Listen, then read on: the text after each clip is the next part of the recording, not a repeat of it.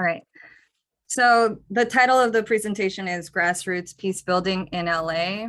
And before I begin speaking on what grassroots peace building is, I kind of wanted to give a brief introduction about what gang intervention and prevention is by definition. So according to the Office of Juvenile Justice and Delinquency Prevention, prevention programs target youth at risk of gang involvement and help reduce the number of youth who join gangs. Intervention programs are strategies that provide sanctions and services for younger youth who are actively involved in gangs to push them away from gangs. And I emphasize push them away from gangs because it's relevant for later in the conversation. It's also important to understand that gang intervention and prevention efforts are rooted in principles of community policing that integrate the duties of law enforcement with community members. And so interventionists have to create incident reports that are shared with their partners, which include law enforcement, when they get called in to an incident. I also want to emphasize that gang intervention and prevention programs are typically anti-gang programs. So what we're trying to differentiate is what is the difference between anti-gang, being anti-gang versus being anti-violence. And one of the main points in the gang intervention training manual that was produced out of the Center for Citizen Peace Building out of UCI is that gang intervention specialists are not anti-gang, but rather anti-violence. The history of gang intervention programs in LA specifically have been anti-gang, and a lot of them are rooted in law enforcement specifically. So we start with the Gang Resistance Education and Training Program that has been active since 1991 and is run by the Sheriff's Department. We also have the LA Bridges program that ran between 1998 and 2008 and is run by LAPD and is a collaboration between LAUSD, Community Development Department, the City Attorney's Office, community-based organizations, and the Mayor's Office.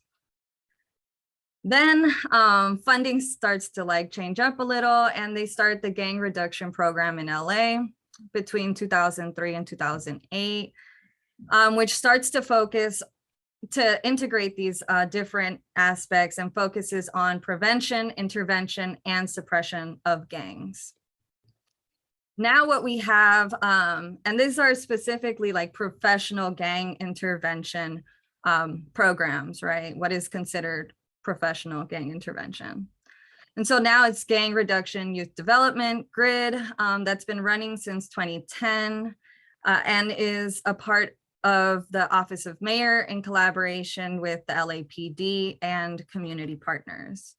And Grid predominantly focuses on gang intervention, prevention, and supports suppression tactics.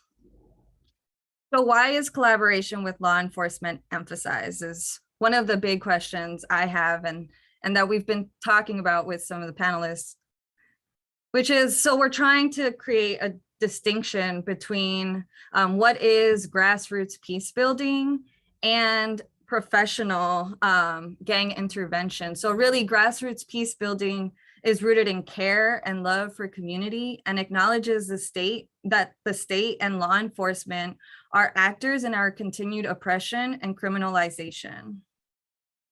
And so I'm going to be talking about some of the treaties that have happened amongst neighborhoods that have been outside of this traditional or professional gang intervention strategies. And so the first one that I'm going to talk about is the 1986-87 peace agreements with the Community Youth Services in Northeast LA. I'm not going to really go too much into depth, but these are just examples of grassroots peace building efforts that have happened in Latinx neighborhoods in LA since the 80s. In 1992, there was also a call from community elders to end drive-by shootings. And there was a lot of discussion in the media during that time about whether or not these efforts that were coming from community elders that were incarcerated had an impact on the gang-related shootings. And most of what was discussed is that, yeah, actually, this did have a huge impact on reducing gang-related shootings in the community, right? And this is like outside of these efforts with law enforcement. Between 1990 and 1996, there were various neighborhoods across California that were negotiating peace treaties and ceasefires.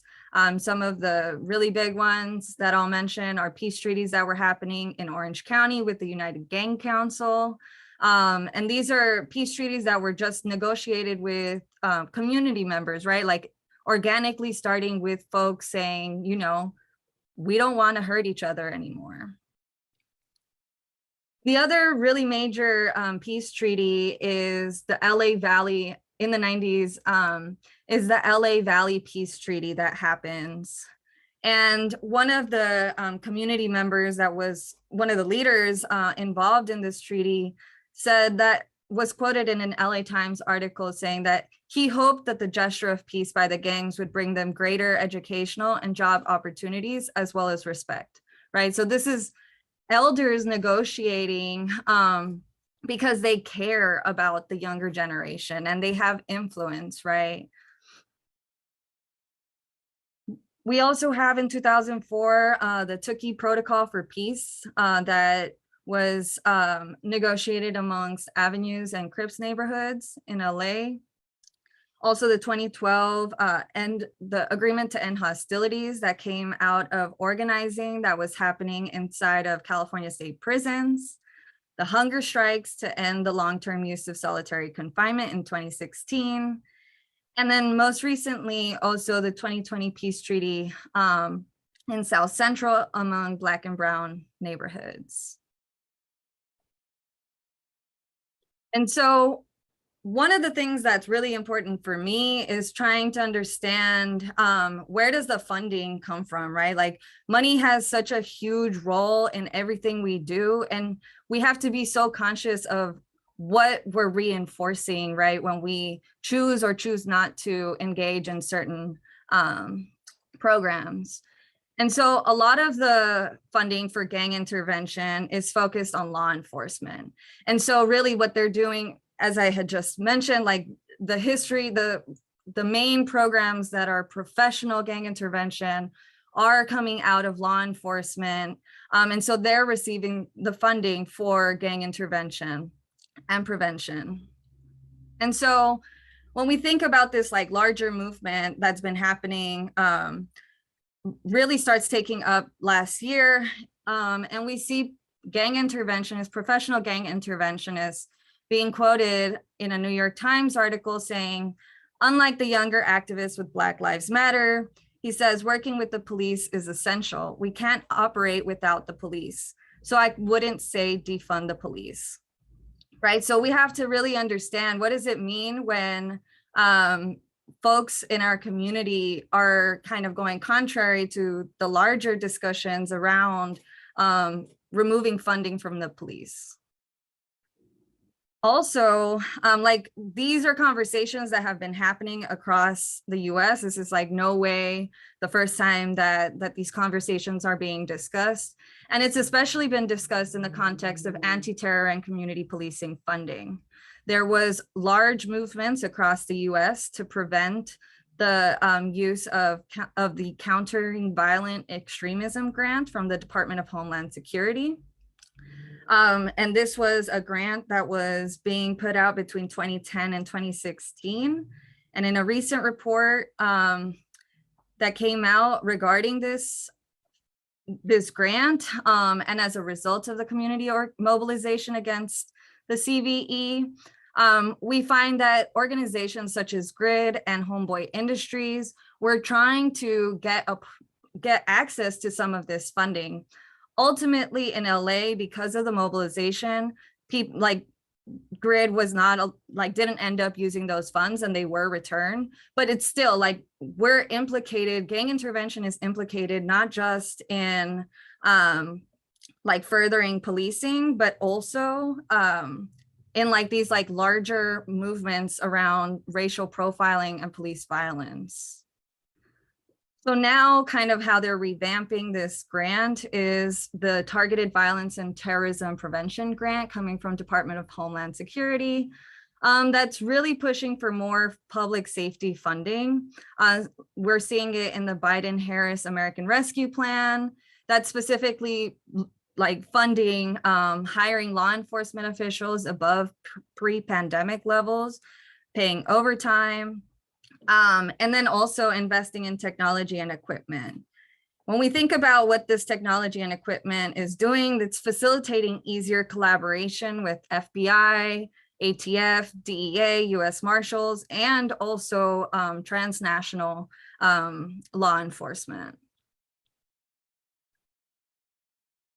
One of the points that I'd like to emphasize is that regardless of whether you work as a recognized gang interventionist or a grassroots peace builder, Black and brown people will continue to be targets of police intimidation and racial profiling. And we see that with the case of Larry Sanders, who is a gang interventionist with GRID and Chapter 2 in South LA, who was racially profiled and put on the Cal Gang database as someone who was already working as a professional gang interventionist in his community.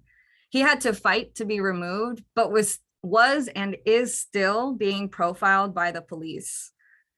And then yesterday we heard Ben Taco Owens saying that some of the interventionists that work with him have also gotten caught up when they try to help people after an incident because they don't want to report to the police. Right.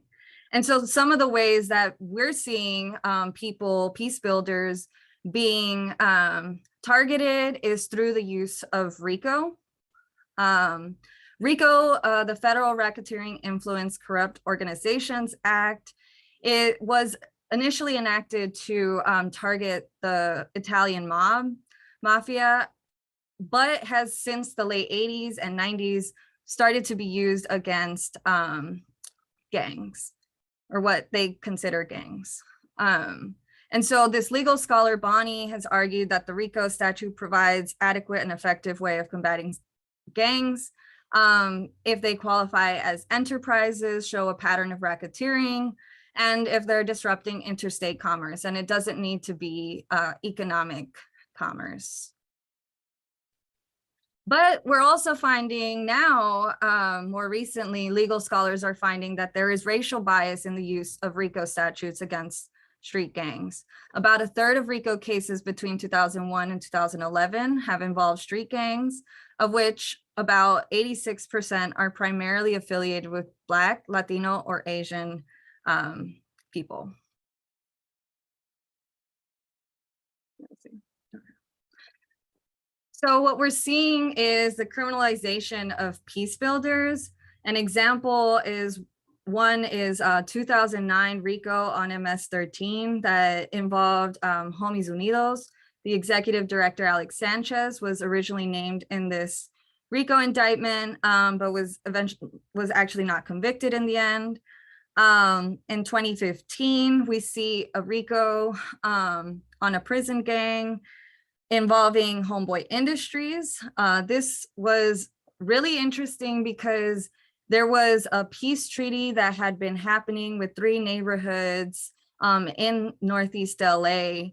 And what ended up happening was that some of the leaders of the peace treaty had also been receiving services at Homeboy Industries and got caught up. And so that's how like Homeboy Industries gets caught up in this RICO. And so their official statement says, "We will vigorously investigate these items, and when contacted by law enforcement, we will fully cooperate with any inquiries." This is alarming because we're trying to push people to continue to uplift these like peace agreements. And we can't uplift people doing peace building work if we know that they're going to continue to be criminalized, not just by the state and law enforcement, but also within our like community organizations that are said to be helping us, right? And then also in 2020, there was a RICO against a Crips neighborhood involving a peace builder at the Youth Justice Coalition, Paul Wallace, and who is currently still incarcerated. And so next, I'm just going to show some graphs using data that was collected from a legal scholar. The citation is below. But so here we're seeing that predominantly Latino and Black neighborhoods are the ones that are receiving higher rates of indictments with the RICO. What we're also seeing is, since 2006, a drastic increase in the number of federal RICO indictments on gangs. And so what's happening? Well, one is that in 2004, there was a peace treaty, the Tukey Protocol for Peace, that had been happening. And one of the neighborhoods that was involved in this, the Avenues, had a RICO indictment in 2009, which had one of the highest number of named people on the indictment, with 88 people named. And just to give some context, like, the RICO indictments can range from 2 people being named to 104 people being named. We're also in 2006 having anti-immigration and anti-terror legislation that's leading to massive protests, where the Border Protection, Anti-Terrorism, and Illegal Immigration Control Act of 2005 had just passed. But we're also seeing more RICOs happening with gangs that are involved in fighting white supremacist organizations and also negotiating peace treaties. And then just some concluding thoughts. This is happening at an international scale, right? Like, gangs, like, not just in LA, but also in El Salvador, are negotiating peace treaties. And so what we need to do is decriminalize informal community organizations and destigmatize peace building and peace builders. We know that retaliatory violence decreases when community members implement harm reduction tactics. So can we imagine how much more we can accomplish without policing? So now I'm going to pass it off to Michael, who's going to talk a little bit more about what grassroots peace building looks like based on his experiences, not just outside in the streets, but also inside prison. Thank you. Thank you, Nadia, and thanks everybody for joining us today. My personal experience with neighborhoods starts from as a kid growing up in the era of the war on drugs, the war on gangs, over policing, mass incarceration, and the school to prison pipeline. All of the things that we now know, definitively know, did not work, and instead created a lot of poverty and oppression within my community and so many other Black and brown communities, where we begin to see neighborhood conflict, territorial beef, which was created by the states and its agents during the war on drugs, and funneling of cocaine and AK-47s into our communities by the government's Iran-Contra Oliver North scandal, that we all know now to be fact and not just fiction. This militarization of the police and so-called drug and gang task force created a lot of violence and fear in Black and brown communities. Nevertheless, in the early 90s, I saw a beautiful turning point and witnessed as a young person one of the first and largest peace treaties in LA County through the work of Blinky Rodriguez and others in the San Fernando Valley area. This was amazing to see rival neighborhoods coming together to barbecue and play softball in the park.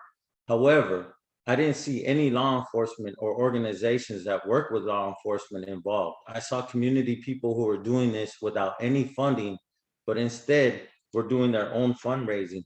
It was families and people both inside prison and outside working together to end drive-by shootings and create peace.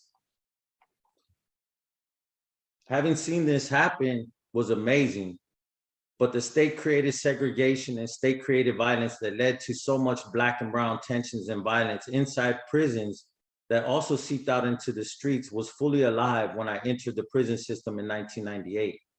But while I was inside, I also saw one of the most precedential peace treaties inside the California prison system in its entire history. The 2016 statewide prisoner hunger strikes that to end solitary confinement, and the end of hostilities agreement that brought all factions and races in prison together to fight against the inhumane conditions and treatment in solitary confinement. The peace agreement and solidarity between Black and brown was especially important to me, and the work I now do out here with YJC as a legal coordinator and peace builder at Chuco's Justice Center. As we all know, after the death of Nipsey Hussle and the move of YJC to our new location sparked the need to build peace in that area of South Central, where we are now situated, which was plagued by Black and brown animosity, violence, and racism. The same people from inside who created the Black and brown peace were able to be coordinated into creating the peace treaty that exists today. This was something Grid and others said cannot be done because they could not be a part of it. But in the end, my good friend and fellow peace builder, Paul Wallace, who was an essential part of this peace building effort, was arrested on RICO charges. At the very same time, he was one of the most pivotal coordinators of this historical Black and brown peace treaty in South Central. Having seen all this firsthand and living this, even now, today as a peace builder, I would just like to close and say gang intervention and prevention pushes for people involved in neighborhoods to be changed, to reform them, have them remove their tattoos and assimilate, similar to the Indian boarding schools where indigenous people were forced to disavow their tribes, not speak their languages, and not dress or act like an Indian. The gang injunctions were the new Indian Removal Act laws meant to confine and restrict us to reservations with curfews and dress codes, all leading to the school to prison pipeline and mass incarceration. In summary, we have to look at these systems that claim to save or reform and change alleged gang members as furthering white settler colonial institutions that are rooted in the elimination, extermination, removal, and assimilation of indigenous and Black people in the US. So I hope people think about this really more deeper than what they just see on the surface. And I would like to pass it over now to Dave from YJC, who is a peace builder and who is doing the work as a peace builder and cops off campus at our high school at Chuco's Justice Center.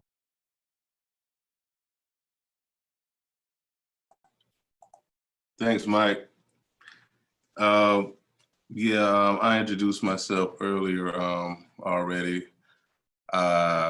Just wanted to say some things. So some of these things have been touched on already, but we do know that there is a need for defunding and reimagining the police and all the money that they get. They're not doing a good job, like Michael said. This stuff, it's not working. So we need to kind of reimagine it and come up with a different plan, because there kind of been like a crime committed by the LAPD against these kids. Like if we were giving our kids no food, not enough resources, blah, blah, blah, we would, get in trouble for like neglect or endangerment. So they're doing the same thing and just locking up all the kids. Just basically, it's just like, sweeping the stuff up under the bed. Like, when you were a little kid, you're not cleaning up, you're not doing anything, you just sweeping it under the rug. So instead of doing that, we need to invest some of this money and these funds, all these huge amounts of dollars that just go into, funding the police and the system. I think we need to come up with some answers to what to do with these kids, like jobs, training, sports, and access to different resources, because they're basically just using like a job security thing by, criminalizing and dehumanizing and demonizing these kids so that they can just look like they're so out of control, and there's a need to have law enforcement and guns and stuff like this in our schools and in our communities when it's not really necessary. There weren't always cops, and there doesn't need to always be cops.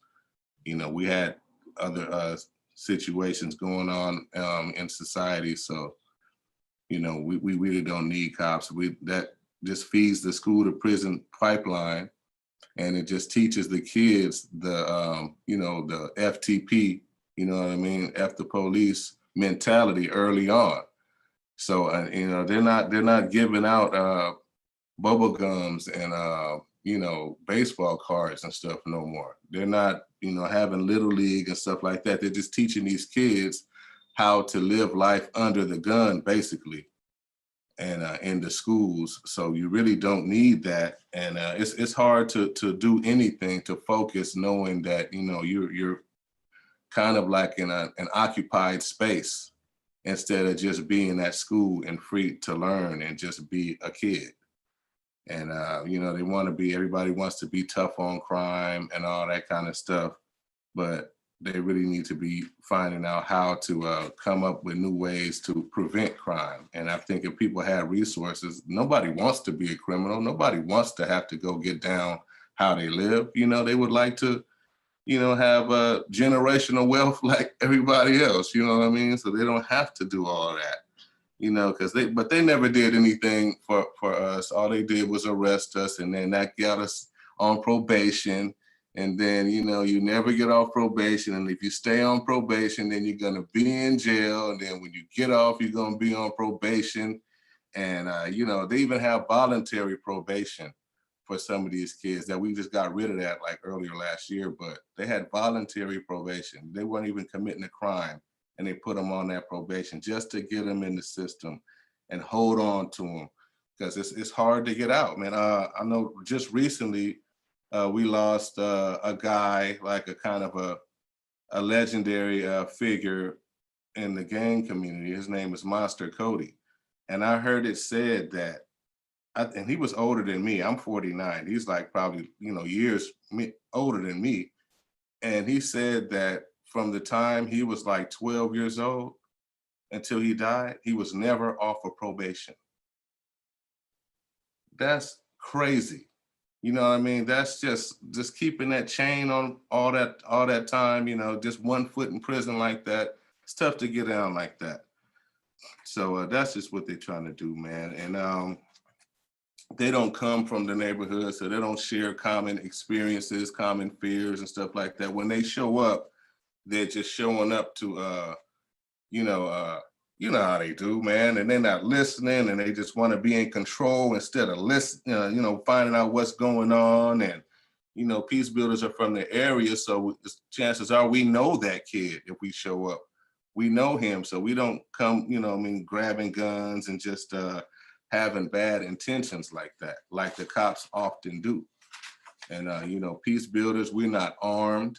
The cops are armed. We're not armed. We don't have lethal weapons like guns. We don't have less lethal, non-lethal. We don't have chemical weapons. We don't have batons and all like that. It's just coming from a position of respect, of love, and just listening, understanding, and resolving instead of instigating and escalating conflicts the way they do.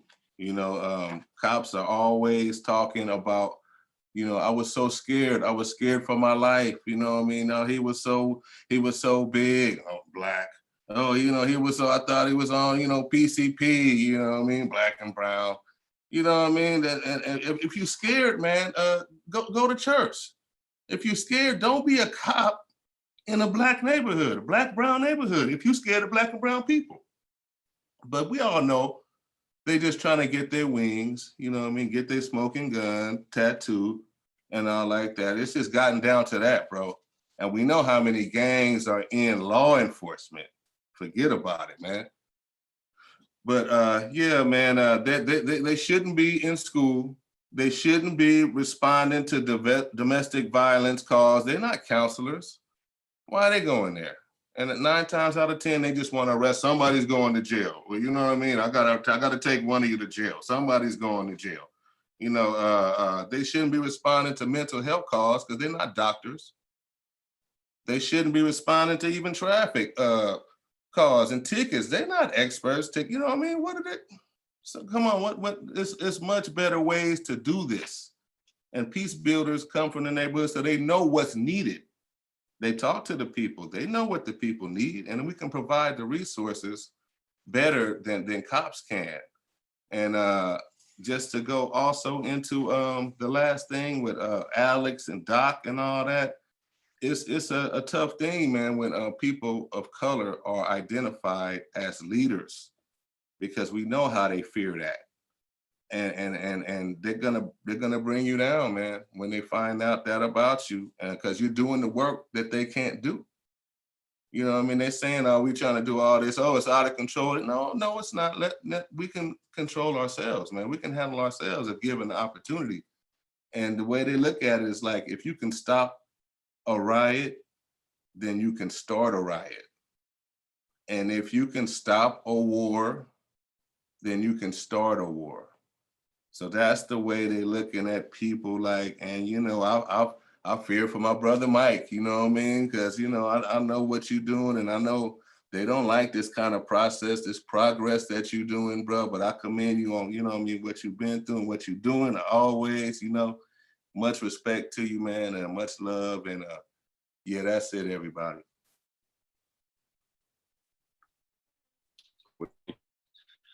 Thank you all so much. This is already, just in a short, concentrated time, so much better than what we often get or maybe ever get with this dialogue. And I hope this is kind of more a sign of things to come, and a kind of precedent that we can normalize around what this dialogue is supposed to look and sound like. One question I want to throw back to everybody, something I think about a lot, and then those thoughts got very reanimated by this presentation, is, you know, I grew up in LA too. I recall throughout everything that Nalia said, the kind of really fluid engagement that people had around peace work, the different iterations of it all over our county, is that it worked. And not only did neighborhood peace work have a positive effect, but just investment in localized community services had an effect.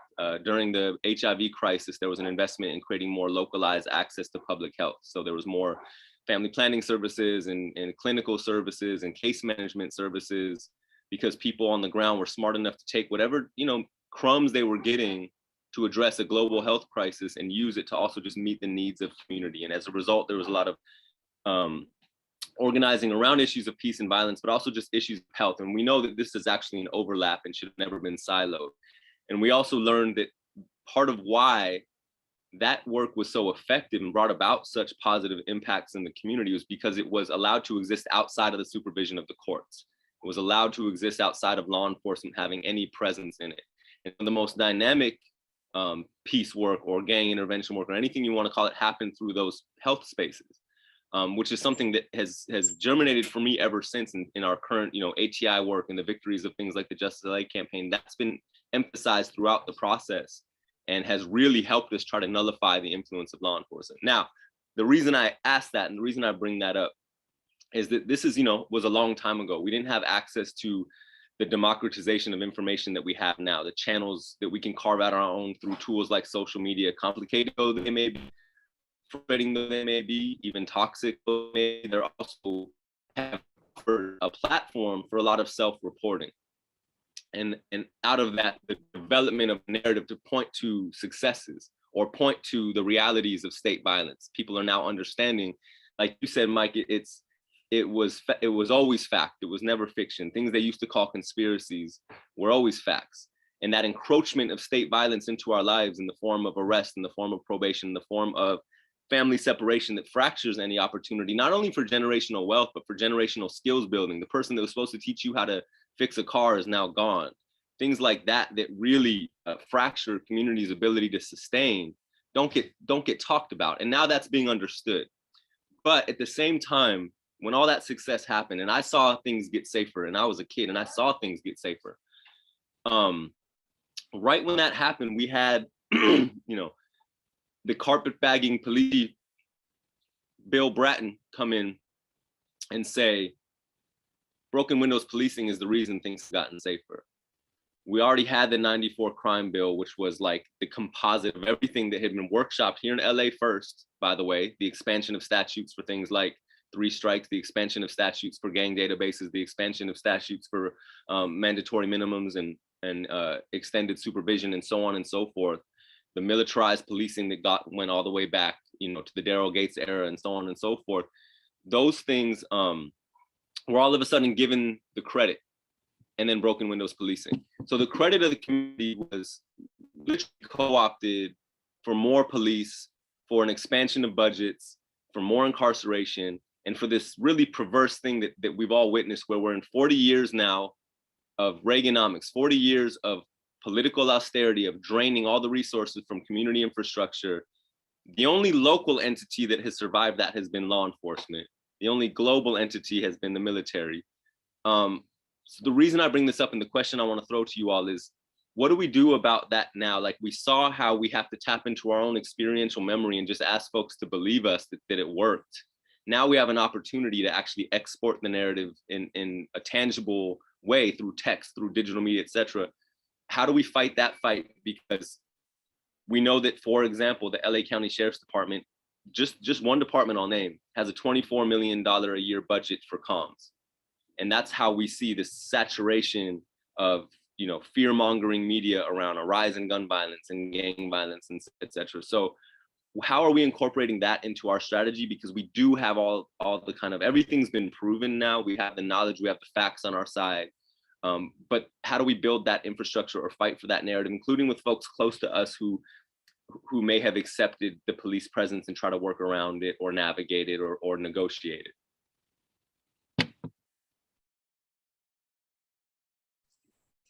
Guess I can go first. I would definitely say, just from my experience and working on the ground with peace builders who have been doing this for literally for free, just from the kindness of their heart, right? If you supply these people livable wages and give them salaries, right, as they do grid interventionists or professional or county and LAPD supported interventionists, people would have more livable wages. They would be able to do this work full time and invest in it and invest in our communities, but also having the protection, like legal protections of like lawyers and law firms that, you know, continually want to be a part of this, but never center the directly impacted communities. Like, be out there to represent these people, start bail funds for these community peace builders, that protection, and you know, show up for their court dates, or if they do get arrested, you know, or the police show up like they do for protests, like the NLG does. I think these are some of the things, but mostly the main thing is creating livable wages for peace builders in the community, because they are the key to this. And if we don't support them, we don't give them livable wages, then it's not going to work. But yet we can give police who aren't from these communities, who get paid to beat up our community, who get paid to shoot our community, to harass and discriminate against our community. Why can't we pay peace builders in our community? This way we don't need cops. We have peace builders like Dave and other people in the community, the OGs, the elders who are respected, not interventionists like Grid, who came into our community and said, we're sorry, and did a whole report, right? They did a whole report to the county talking about how Black and brown unity and peace would never happen in South Central, where our new Justice Center is located. They couldn't do it. But the people who did make it happen, they didn't get paid. They did it out of the kindness of their heart, but always having to watch their back to know, like Dave said, they were going to be targeted, like what happened to Paul, Doc. So we need livable wages and protection, legal protection. I'd like to just like re-emphasize this legal protection aspect, because I mean, with the RICO, like, people are being snatched up all the time, right? And very easily.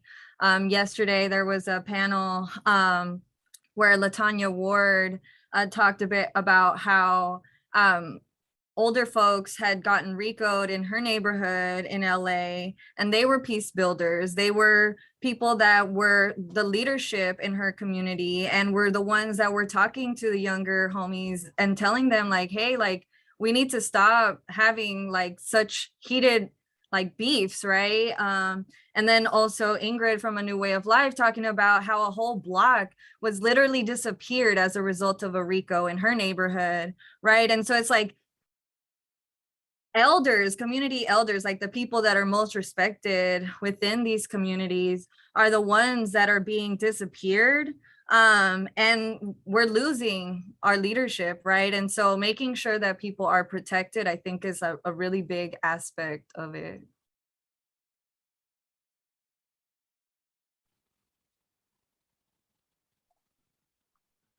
Yeah, I would say, yeah, I would agree with that.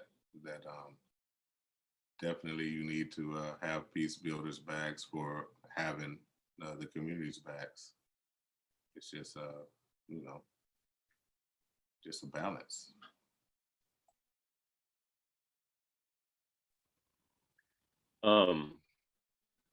So a question that I have too, kind of on the heels of the last question, and this one I don't even like asking it because it brings up just it's one about frustration, which is again mentioning the amount of dollars, the amount of taxpayer dollars, public dollars, the irony of that go into propaganda, go into a massive propaganda effort, which I do want to add isn't necessarily working.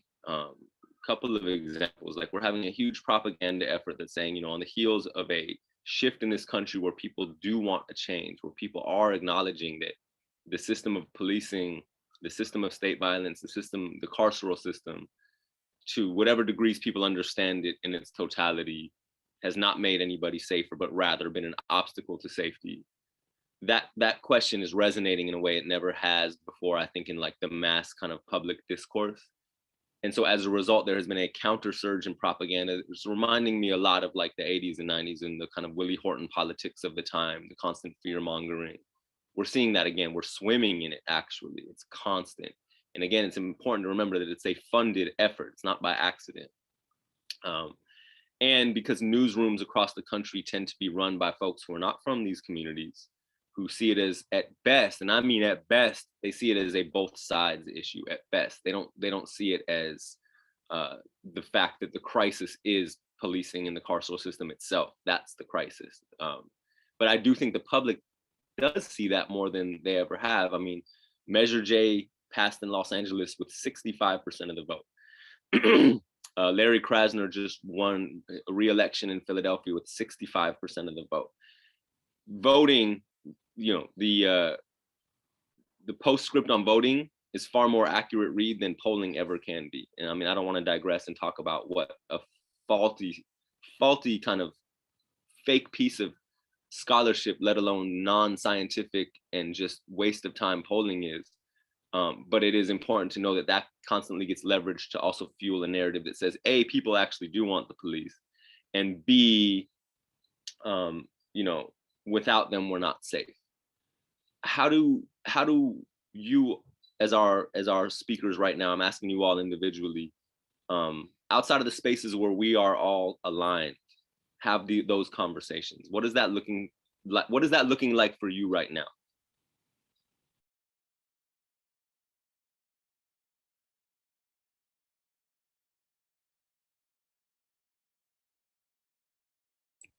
I think I could start.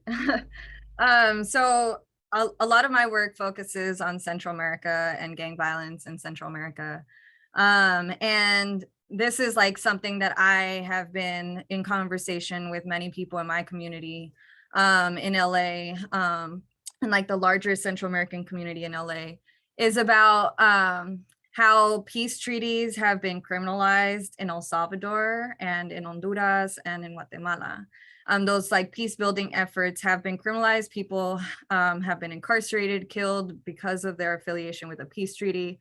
And so one of the things that I feel very important in my circles, because there's a huge propaganda campaign to stigmatize, right, gang members and call them terrorists and say all sorts of things about what they think a gang member is and who they are. And so just like having conversations with community members, like with my family, right, like knowing that like on social media, the narratives around gangs in El Salvador is like, we should just kill them all. So how do we humanize people, right? And then at the same time, tell people in that context, we don't need to criminalize when they want to also build peace. And I think like those conversations around destigmatizing gangs and destigmatizing neighborhoods, people in general that are involved in these sorts of activities in El Salvador has had like a really big impact. One of the things that and a lot of it is just like how we name things, right? Like how do we talk about certain things, right? And so when we talk about in the Salvadoran context, what is gang prevention or violence prevention, when we start to talk about it as being issues that are rooted in discrimination, in like class inequality, right? People are more likely to want those and push for those programs. And like, that's kind of a trend that's happening in El Salvador, was happening. There's kind of been some backpedaling in terms of public opinion on gangs because of these propaganda campaigns to say like, we shouldn't be working with gang members or people involved in, allegedly involved in gangs, right? So I think a lot of it is just like speaking with our families, speaking with the people closest to us, trying to destigmatize these behaviors and like the response, right? When people want to call for jobs and education for their young people and for also the older generation, our leaders.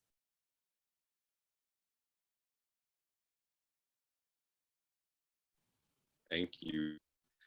Mike and Dave, how are those conversations looking and feeling for you when people bring that to you or when you're responding to that? Well, you know, there's always has been and always gonna be like whoever is in control is gonna use the media and to slander the other one and all like that. You know, we see it every time during election time, these campaigns, you know, the mudslinging, it's like funny just to see how, you know what I mean, all of this stuff that they do. But ever since like Colors, you know, I don't know if you guys remember that movie Colors. They put that out there, you know, and they use that media. They use TV and commercials, and you know, people just believe what they see on that screen, and they just you know, blame gangs for everything, for all the problems, instead of the systemic problems that lead to you know, people joining gangs and that lead to gangs existing.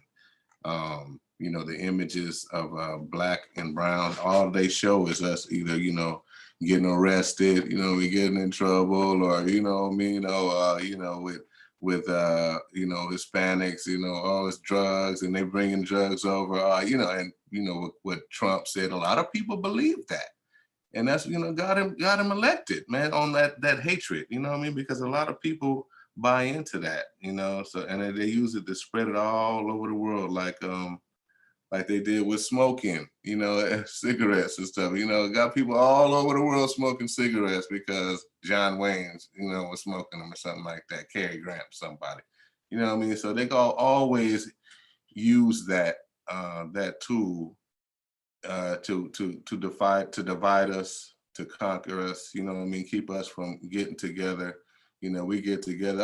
Oh, Mike, man, you know, what did the white man do to your people? Oh man, you know, he wiped us out, man, stole, you know, killed all of everything, stole all the land, this and that. Damn. You know, Nyla, what happened with your people? Oh man, they came over here and did this and that. Damn, you know what they did to me? Oh man, you know, blah, blah, blah. And we got together and realized who the common enemy is, you know, it's over. So they have to do these kind of things. They're gonna keep these things in place and keep it going. It's just up to us to kind of, you know, reach who we can reach and teach who we can teach, you know, to kind of counter that. That's all I can really say. You know, it's a tight plan that they have, man. And like you said, it's working. And yeah, yeah, man, it's tough, man, to fight against that, man, you know, but we fighting. Yeah, I definitely think that the media has a lot to do with it, right? Like on the one hand, you know, America romanticizes you know, being a gangster, but if you're a flashy gangster like Bugsy Siegel or Al Capone, right, or Scarface even, and showing this to young kids such as myself, especially brown and Black kids growing up in poverty, growing up in the projects, and you see like, you know, I want to be like Tony Montana, right? Everybody loves Tony Montana. You know, you see t-shirts now, it's cool. But on the other hand, they want to criminalize people who are trying to live and catch that all-American dream, right?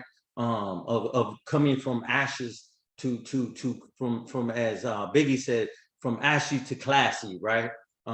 We can't all live like that, right? Because they hate on us. As soon as we reach the top, oh, you know, he's a thug, he's this, or brown and black people are gangsters. We're not the romanticized Bugsy Siegels and Al Capones, and you know, where the low life thugs, right?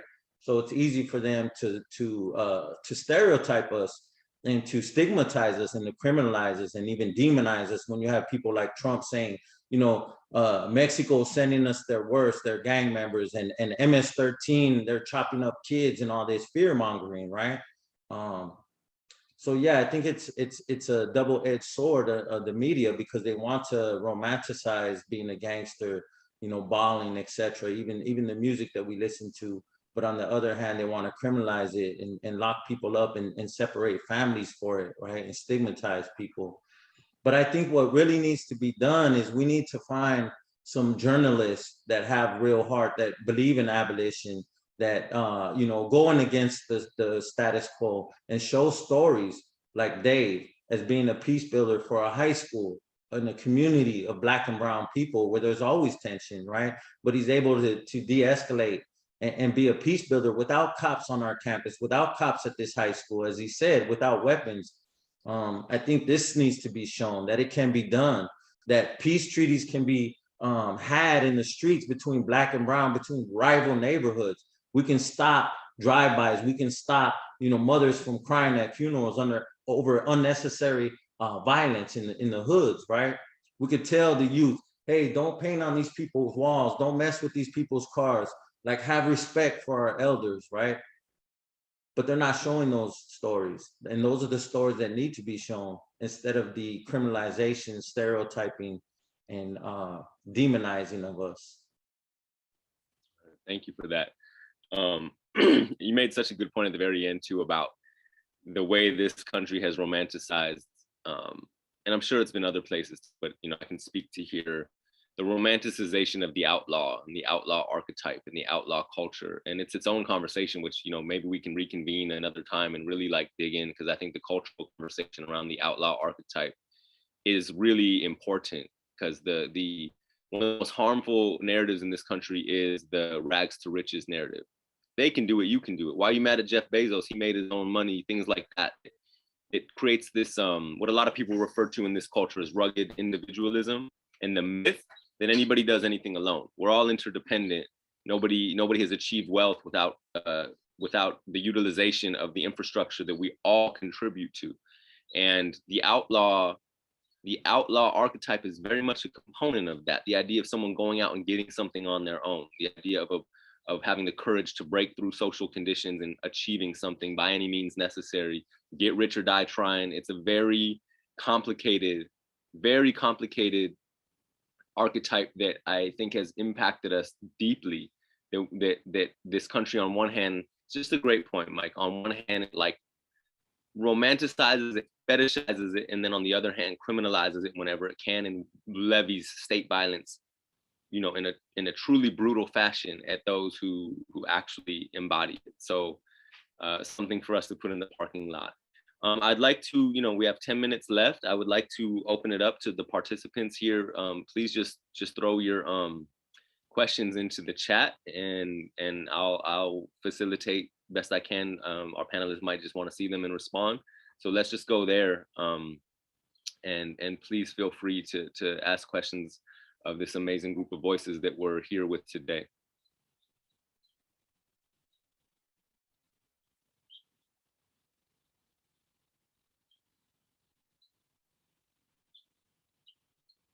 I'll also say there's not a lot of us, and I love small groups are a gift. So you can also just take yourself off mute and ask the question too.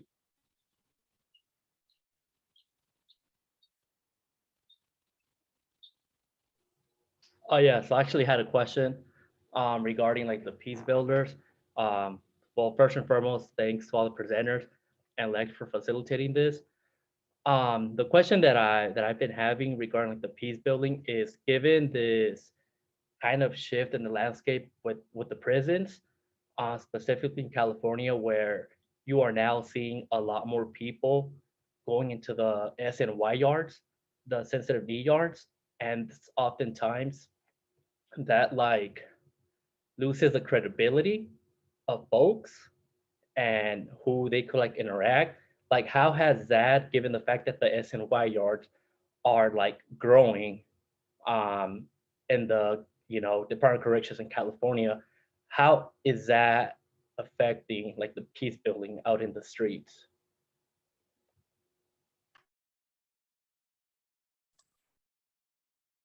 Nadia or Dave? I guess I could take this Michael, one. Michael, I know you probably Um, gonna let us get it in first, but but I think there's like two really great points, right? Like, so one is, again, Indian boarding schools, the Indian Removal Act, none of this is new, right? Mass incarceration is not new.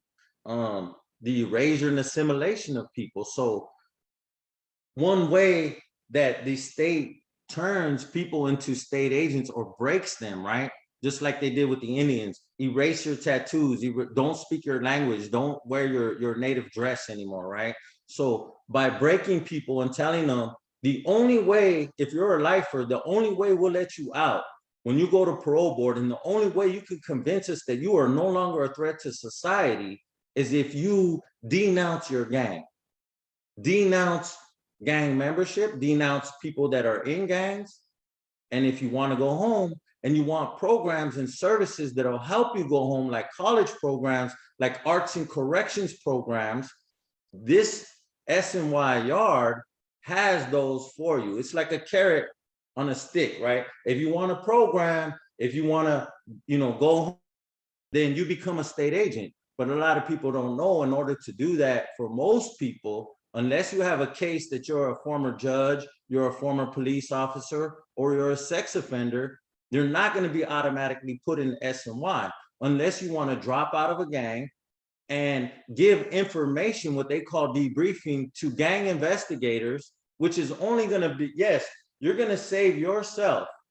You're going to go free, but you have to give a list of people, right? And those same prisoners, whether inside or outside, whoever you're giving information about, even if you don't know anything, they will pressure you up so bad that you will begin to make stuff up. And this is recorded court documents in the Ashner settlement litigation, right?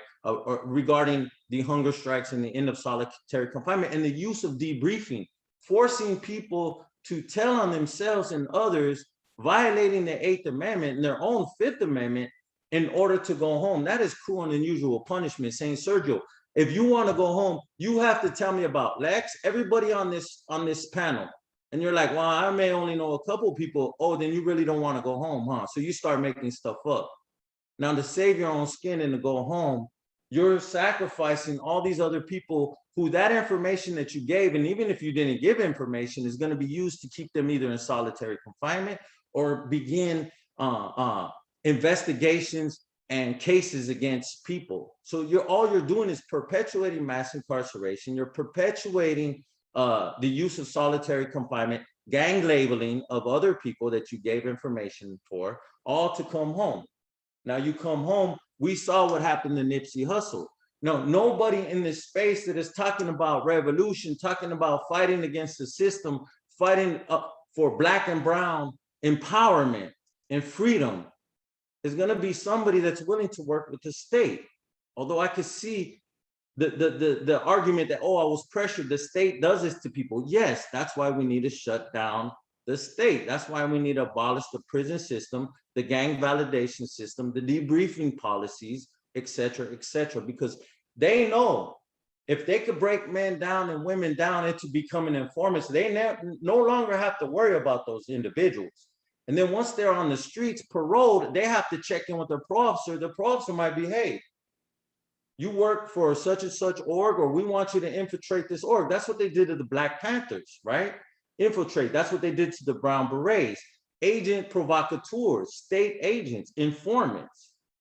So, I mean, that can speak for itself in history, how state informants, people who are called former anything, who are working with the police, who are working with these agents, are not productive to this work. And I feel very bad for those people. It's sad that they had to go through that. It's sad that the system forced them to do that, that was the only way they could fight to get out. But I say, I endured the hunger strikes. I went 2 months without eating. I went through everything, getting written up. I fought against the system. I resisted. I didn't conform, right? I sacrificed myself, and I continue to sacrifice my freedoms by doing this work, being targeted, as Dave said, is look what happened to Doc, whose office is right across from me. It could happen to me as well, right? But I'm not gonna just fold or buckle or conform because it's easier, because it's safer. I'm gonna sacrifice myself for this fight. I'm gonna refuse to work with the police, and I'm gonna continue to fight against the system.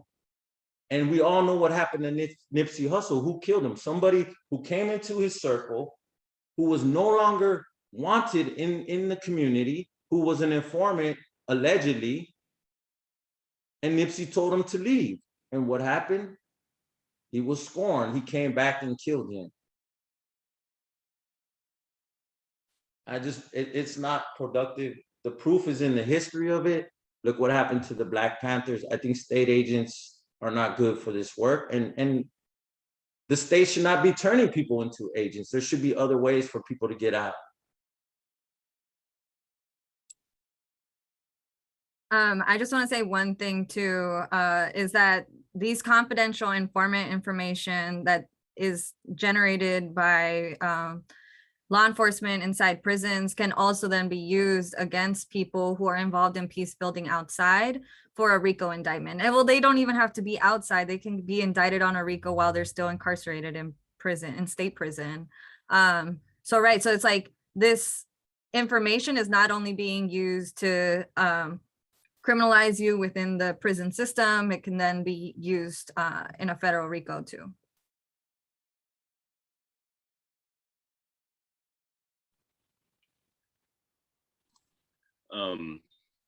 So we are approaching time, and that was a really important question. And it's another one where it's like, these should actually be like a series of, this should be just an ongoing dialogue, because the kind of creation of a space, the offering folks something that they think might benefit them in exchange for either fracturing a movement, harming a movement, or simply watering down a movement, or helping them mediate a movement back to the center or back into the status quo's.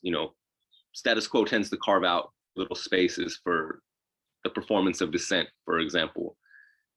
There can be a lot of money in that. There can be, what people might feel are rewards in that, but only for a couple folks, and then a bunch of other folks who might be lining up hoping to get those rewards. And it's delicate to talk about for a number of reasons, and it's also delicate to talk about because it's hard not to be reductive about it, or just end up venting because it's like so harmful. But it's like it truly a huge factor in everything that we do. So it's a really, really good point and a really, really good question. It's been a real pleasure listening to you. And I just hope this is the first step. I hope this is the beginning of kind of how we shape the way these conversations happen. It's like some I say all the time, like nobody ever forgets who told them the truth. And if we can just continue to build these spaces where consistent truth telling is happening, it's to me just the most empowering thing that can happen for everybody collectively. So thank you all so much for joining us. And thank you all for participating in this space. And Dave and Nalia and Mike, thank you for the work that you're doing and the leadership that you're providing. It's one thing to just talk, and I don't mean to say talking is not important, because sometimes it's underrated. Talking is important, but also being resources, being educational resources, being legal resources, being leaders around peace building. We all know that we're here because somebody gave us a safe space at some point in our life where our ideas got to thrive, where our ideas got to be protected, and that's why we survived. And I feel that gratitude every day. So I want to extend that back to you all, and I hope we get to talk again soon. For sure. Thank you, and thank you, everybody. Really appreciate y'all. Thanks. Peace, everybody. All right. Later Bye. on. Thank you.